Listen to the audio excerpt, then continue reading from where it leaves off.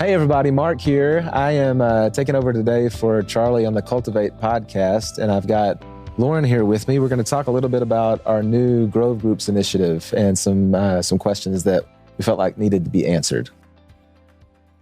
All right, Mark. Hey. You excited to talk about Grove Groups? I am. I'm excited about some Grove Groups all together, whether we're talking about them, whether we're involved in them, whatever we get going. Yeah. That's awesome. Okay, so first question. In addition to our small group ministry, we recently started a new community-focused initiative called Grove Groups. Tell me a little bit about the background and the reasoning behind this decision. Cool. Yeah, it's, the simplest way to think about it is that we just started to look at things in truth. The church is about people being together and doing life together. But in reality, it just doesn't happen very often. It doesn't happen out there. It doesn't happen in the way that it could or should at the Grove. And if you just look at it in truth, and I think the last few years have really revealed that, it's just something that we can and we must do much better. We know that the church is not an event, that we're a family, but it really kind of ends up looking like an event. You go, you sit, you're a part of something, you leave, and more, I think, than we even realize, people aren't really interacting with one another. They're not getting to know anyone. They're just like you would go to a concert and then you would leave and you would be with your people. They go to an event and then they leave. And that's cultural. It's part of just what churches look like. I know for me growing up, that's what it was. It was rare that we did something that we interacted with other people. The little small church I grew up in, they had a fellowship hall called the Grace Place. Oh, nice. And we did have Wednesday night dinner together. And I think most of the interaction I had with people happened on those Wednesday nights at the Grace Place. Mm-hmm. We had our wedding reception at the Grace Place. I'm having flashbacks. But and the people that were at our wedding reception, Terry and I got married after our sophomore year in college. And it was all those people that I met on those Wednesday night dinners at the church, But when that's not in place and there's not these natural things for us to interact, then Sunday morning just really does become an event. And so we're not really doing life together. And so, in sermons, and I think we all kind of know that the expectation of Jesus and the picture of what it means is more than that. And everybody will say amen and agree. But in practice, I'm just convicted that it's time for us to actually do it and not just give it a head nod and not just. And so this initiative is really about that. How do we not just talk about it, but how do we make a step to actually do something about it? And I think at the very simplest, and this may seem way too simplistic, but it just means everyone knowing somebody. It really is. And that seems like that's no big deal if you know people. If you've got your people and you're doing life with people, then that doesn't seem like, oh yeah, well, that, of course. But you may not realize how many people don't have someone, or that they've got people, but they don't have people at church. On Sundays, they don't have their people. And that's just, at its simplest, that's what we're trying to do, is make sure that everyone has someone. One of the things I realized about a year ago is that we don't even, and by we, I mean like the church staff and we don't even know everyone that's out there. Mm-hmm. Because we're a church, we don't take roll, or we don't, we don't want to be real forceful to try to get people's information from them or anything like that. But in turn, if no one ever raises their hand and says, hey, I'm here, then we don't know. And so we didn't even really know post-COVID who in their own mind and heart is saying that the Grove is their church. And so one of the first steps that we had to take this seriously was just to do that You Belong questionnaire that we did. Right. Which, by the way, it's still out there. So if anybody's listening and they didn't fill it out and want to, you can still do that and be connected and be a part of this. But one of the things that I found out, and that questionnaire is just real simple, just asking a few questions about, hey, you are raising your hand and saying that you want to be a part of this community. Where do you live? What's your season of life? Ages of your children. Would you be available to connect? Things like that. One of the questions on there was, who else in the church do you know? And Lauren, I was shocked. It's one of the things that that step of doing the questionnaire was just trying to find out who was there. Right. But then I'm looking at these answers, and I mean, most of them, the vast majority, knew no one or only one or two people. And that's just it's not okay. Agreed. Yeah. And so it feels like, man, we got to do something. We got to do something about that. And there may be other ways. So, we can talk about exactly what this is looking like. And there may be other ways, or there may have been a better way. And if there is, we'll adjust and do that. But I just knew, and church leadership recognized that doing nothing was just not an option. We were going to have to do something. And so this is our step to try to do something to make sure that everyone knows someone. Yeah. So, thinking about growth groups, and then we know we currently have small groups. Why did we start something new rather than doing it in our existing small group ministry? Yeah, it's a great question. Obvious question, because we've had small groups forever, and a lot of people, have great community and connection in those groups, and they do a lot of really neat things. One of the things I think, if you've been a part of a small group culture, and you've been in a small group and had a good experience, that may be just easy to miss, is that a small group, moving into a small group, stepping into a small group is a pretty big first step. I mean, it's like graduate classes. Because you think about it, I mean, maybe if you don't know the people and you're walking into somebody's home, that can be awkward. You're studying the Bible, and maybe you don't feel confident in having a conversation about the Bible. And these people seem like they all, whether they do or not, you feel like maybe they know more than you, and that can be awkward. It's really pretty often, our groups are weekly or every other week. And that's a lot to put on your schedule. And so while it doesn't feel like maybe that's a huge step, it really is. It really is a big step for someone to take. And so if your first step to get into community, so if Sunday morning just feels like an event that you attend, and your first step to get community is to step into this pretty intense group, then it just felt to us like if we were going to make that step, it needed to be if that's graduate classes, then we just needed Church 101. Even, at the very base level, hey, I want to be a part of this community, and I just need to know some people before I can group up and start to study the Bible together and start to meet more often. I just need to know some people. And so while small groups are a huge part of what we do and always will be, it felt like we need a first step before we get to the second step. Right. So you've talked before about the concepts of care versus challenge. And so when we're talking about those concepts, that growth groups fall more in the care category while small groups would fall more in the challenge category?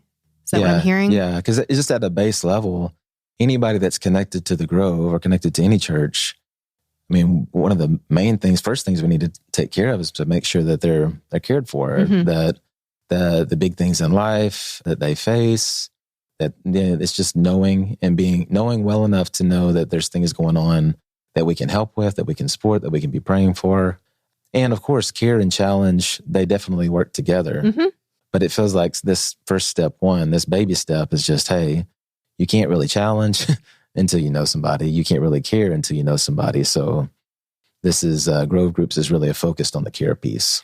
Awesome. So how did you go about deciding who was matched up with who and how to form these groups? Yeah, it's funny because, if you fill out that questionnaire and then all of a sudden, hey, Mark just put me with a bunch of people. You get my email. I've gotten some funny responses to that. But I really did hold pretty tightly to those questionnaires to gain the info of both who filled them out and who didn't.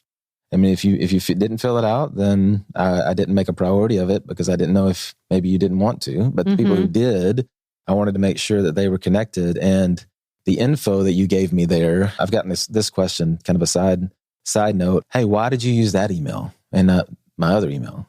Or why did you, you've got my husband's name, but you don't have my name. And all of that is totally, what you gave us on the questionnaire. Okay. So I asked for one family email. Some people did give me both names. Some people just gave me one name. And so I used that information. And then, I started looking at the ties that made sense. So, folks with kids that are the same age or in the same season of life or live in the same area with the same hobbies and things that they're interested in. Another thing, I know there's a lot of folks in those names that I don't know, right. but I also do know a lot of them. Mm-hmm. And some of those people I'm like, hey man, I know this couple and I know that couple. And when I ask this couple if they know that couple, they're like, no, I don't have any idea who you're talking about. Even though both couples have gone to the church for, 5 years, which is the reason why this is so critical.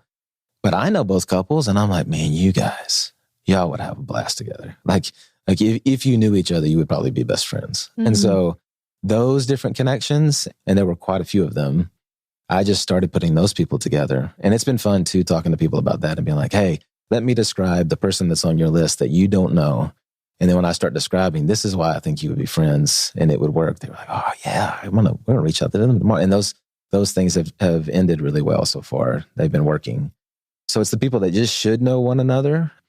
And then I also purposely look for people who, like, if you do have connection already, mm-hmm. and I know you are connected in a small group or in a deeper way at the Grove and you've got your people, I purposely then paired you with someone who didn't have that.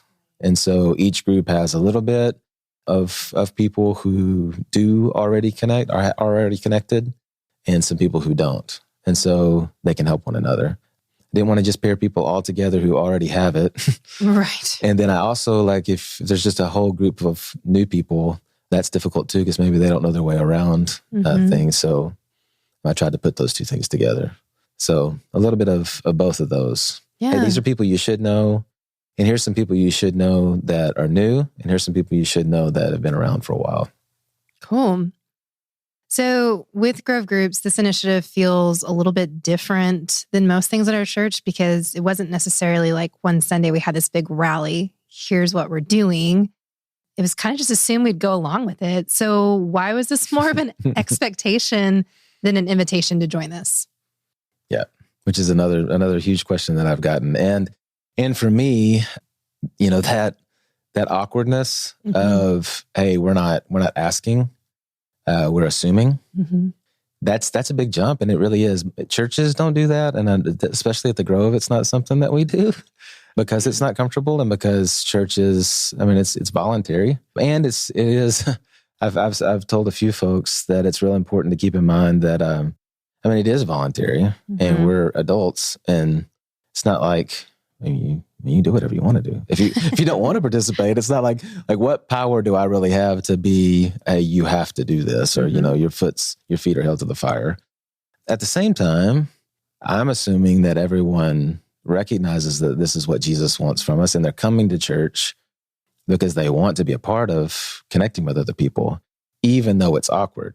And it's that awkward piece that we never seem to get past. And when I say we, I don't just mean the Grove. I just mean the churches and groups that I've been a part of and communities I've been a part of in the past. Everyone knows that this is really important, and it would be beautiful if it just happened organically. But with everyone being so busy and with that awkwardness of meeting someone new, it seems like it never does.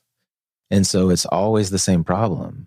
Everyone, gives it lip service, but we don't actually do it. And so it felt like it's like a campfire that needed some lighter fluid.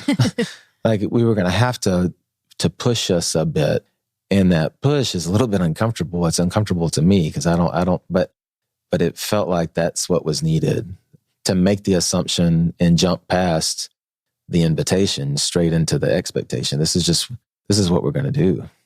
We're committed to it. And even if it's uncomfortable at first, we're committed to it, and so we're going to press through to the good stuff. Yeah. Because it seems like we never get to the good stuff because we always stop short of that.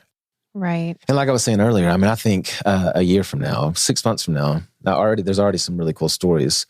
There are going to be some families that are tight, that are caring for one another, that never would have met one another if we hadn't just pressed it. Right. Because life just doesn't give us that. The people you had some kind of crossover. Your kids played a sport together. There was something for a season that crossed your paths.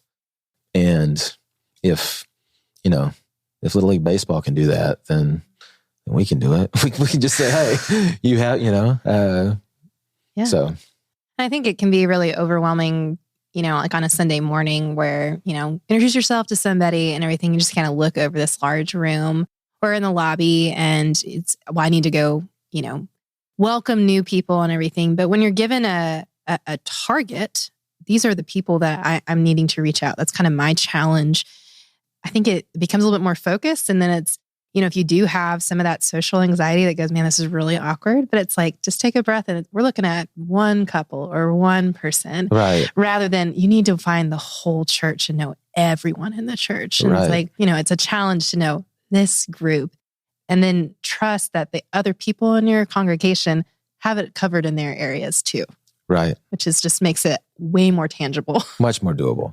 And also these groups likely, there may be a group or two that's not like this, but likely you already know of the people in the group, more than half because I did that on purpose. There's people that you're already connected to. So it's really not even like 5 people it's just a few. And you're right. If we all take that seriously, then everyone gets cared for, That's huge. So I'm currently in a small group and I have my close group of people that I do life with at the Grove. This seems like just one more thing, more additional things that I have to go to. It's kind of needed for me. Why would I be involved? Great question. First of all, if you are, which I know you are, that's awesome. Good for you. and it's something that, here Thanksgiving is around the corner, man. There's something that we don't realize how thankful you should be for that. How many people can't say that and don't have that. I just think it's something that we take for granted. We don't realize how special that is, that you have it. And I think when you put that up next to somebody who doesn't have it and you have conversations with somebody who really is alone and who really wants it, but doesn't know how to start that, how to ever, get going, then you realize how special what you have is. And I think it's just something that a lot of us have taken for granted and have forgotten what it feels like to be lonely and not to have it, or what it feels like to move to a new town and not know anybody, or walk into a new church and not how awkward and daunting that is to ever get started. And so, those who have it, when we should be excited about trying to give that to those who don't.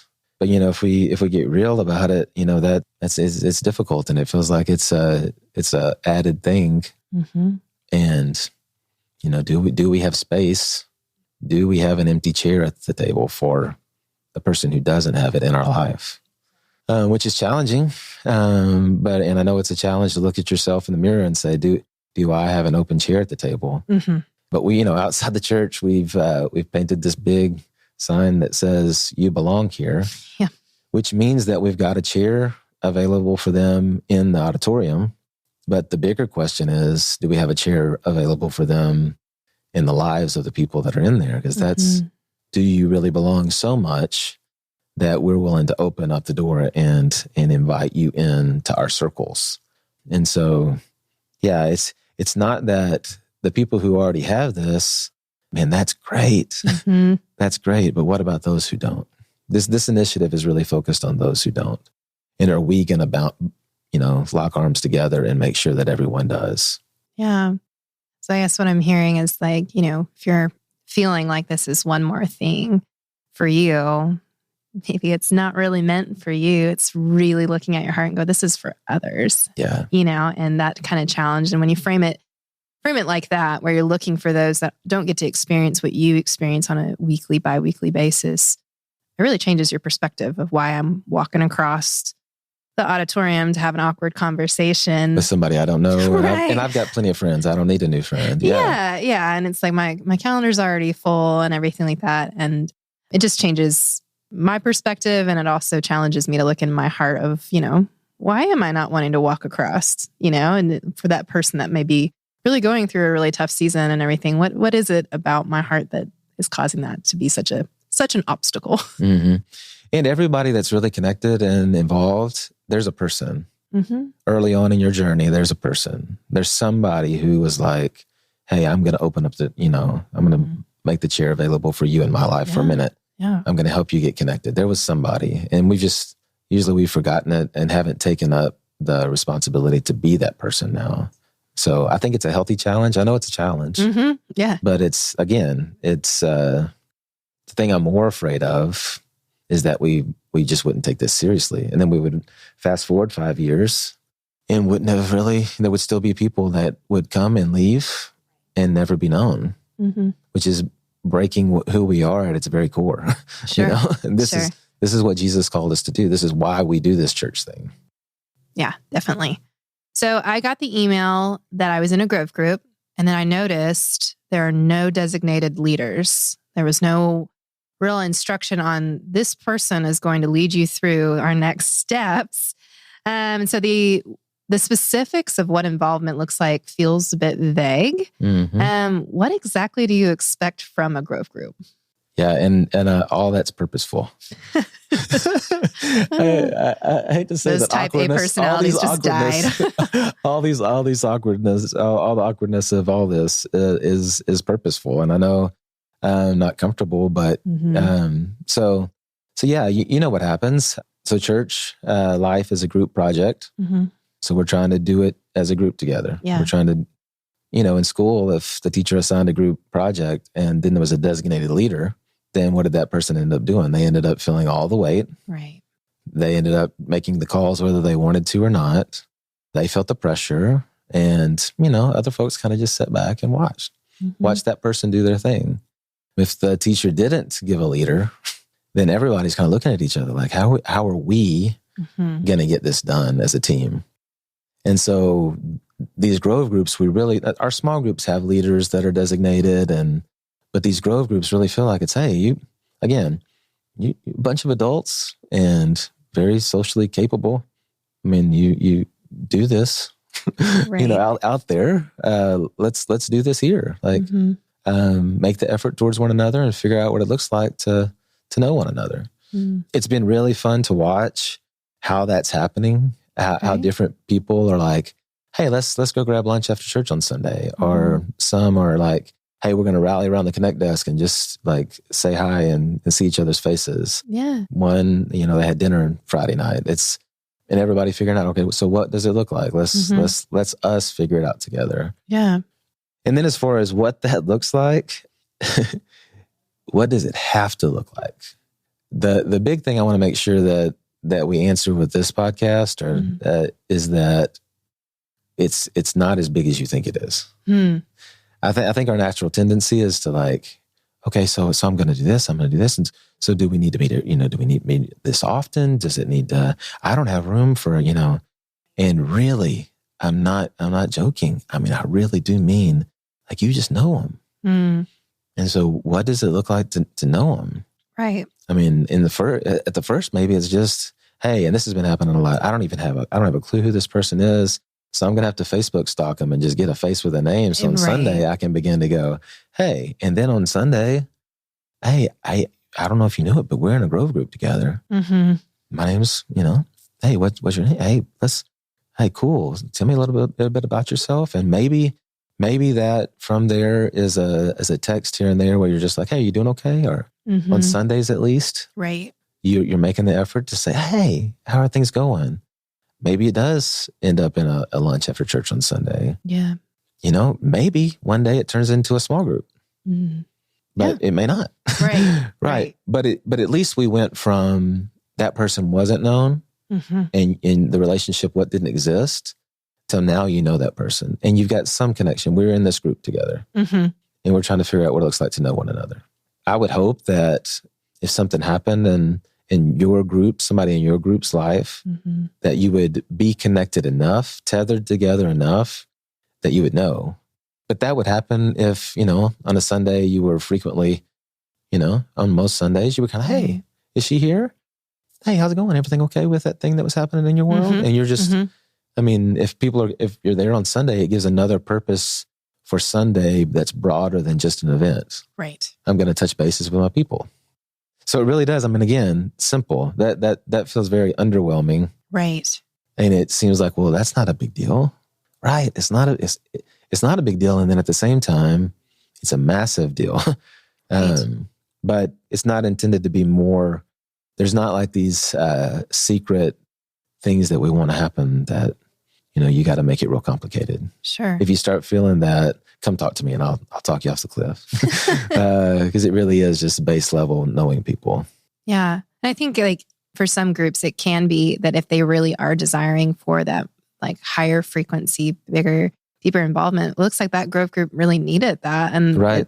But if you don't have the capacity and everything, at the minimum, like you said, you can wave and say, hey, and see someone. And I know that seems very small, but I think about when you first start going to a church and you know no one in that lobby. Right. It's awkward. And you're like, well, I guess we just quickly go sit down and everything. But when you can and someone knows your name, they say, hey, I'm so glad you're here today. And not in just a greeter format, but it really does make it start to feel like, oh, I belong here. And that's impactful. And so, yeah, I think I immediately, when I got the email, I was like, when is this going to happen?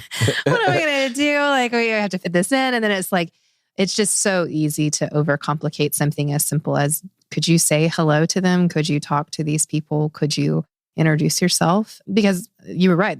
There's only one couple I didn't know in my group. But, it's like, what about that one couple?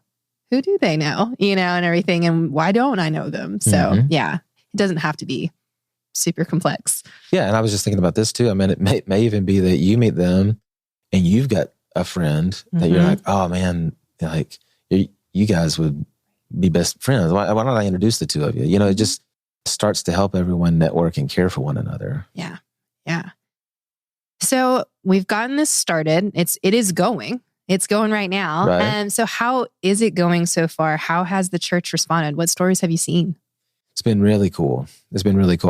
One of the things I didn't know that was going to happen, because I emailed everybody, I was on all the emails when people responded. Push reply all. Everybody, and I was just there. And so I didn't know that was going to happen, but it's been really cool. Like, like people are running with it. And it's been cool to watch even who, because there wasn't a designated leader, the first one that would reach out and say, hey, I don't know you guys, but I'd like to. And, what does it look like? And so I know that people are rallying on Sundays and trying to make connections. I know that lunches and dinners and things like that are happening.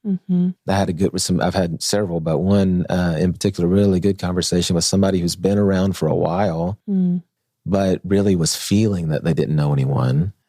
Yeah. And I know the people that are in their group, and it's like, oh man, like it's one of those, and I'm like, man, they should know one another. Yeah. And so when I started describing the other people in their group who they had no idea who they were, they're like, oh, we would like them. I'm like, I know. You guys should totally hang out. Yeah. But it's amazing to me, 3 years in, don't really know anybody. Yeah. So it's been cool to watch. The folks that do have it, a lot of these questions that we're dealing with, they've been asking. So what does it look like though? Because I don't necessarily need this. But usually, in 5 minutes of kind of explaining, everybody's like, oh, okay, yeah. I want to be a part of that. And Absolutely. So it's been fun to watch. That's awesome. Well, cool. Well, I've got 2 questions to kind of wrap us up. For the person that has been in a growth group, they got the email and it's been crickets. Right. What would be your challenge to them? Great question. I would say that somebody's going to have to be the one to take the first initiative. And you might not want to be the one that does that. Right. But if this really is important, it's worth it. And if it really is just, hey, you guys, could we I don't know you, even picking them off one at a time and being like, hey, I don't know you and I would like to. I'm going to be in the back of the church after the second service. Kind of look like this. I'm always like, I'm the bald guy in the back of the church. Just you couldn't come unless, just meet one another. Right. Just making some kind of step. I mean, I would love to see before Christmas comes and the new year hits that at least the people. I mean, and when I say no, you've introduced yourself, you've had an introduction. Yeah. But it is going to be, somebody's going to have to take the initiative and everybody's waiting. So why not you? It's got to be somebody. Yeah, absolutely. Absolutely. Okay. What about the person who didn't fill out the questionnaire? They just didn't know if they wanted to give all their information, kind of hesitant. I don't know if I want to be a part of this. What would you challenge them? Go fill it out. Yeah. Go fill it out. Or come talk to me. That's something else with all these. If you've got a question about this or anything else, just know that I want to talk. I am available to talk.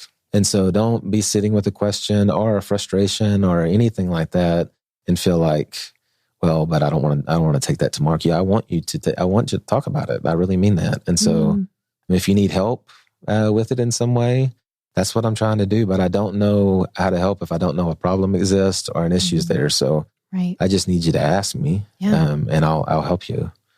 And if there's a reason why you don't want to fill out the questionnaire, but you do want to be connected, then that too, just come grab me or email me directly and be like, hey, can you help me? And I will.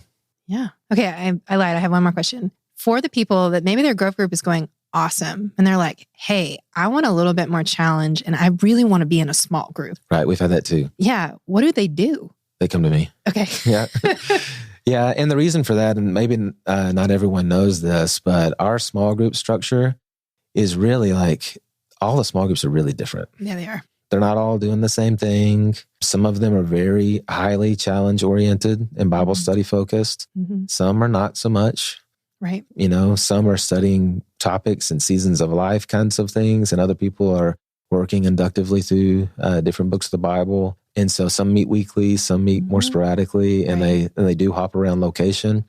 So it's not as easy as just handing you a list and saying, hey, yeah, pick one of those. Yeah.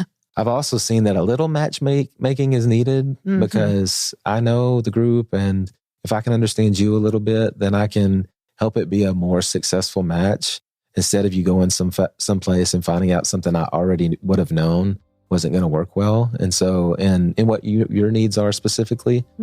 So yeah, just ask me and I can help connect you.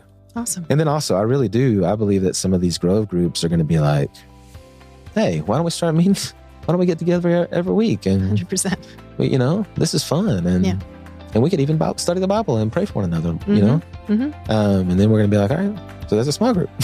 And that's great. That's great.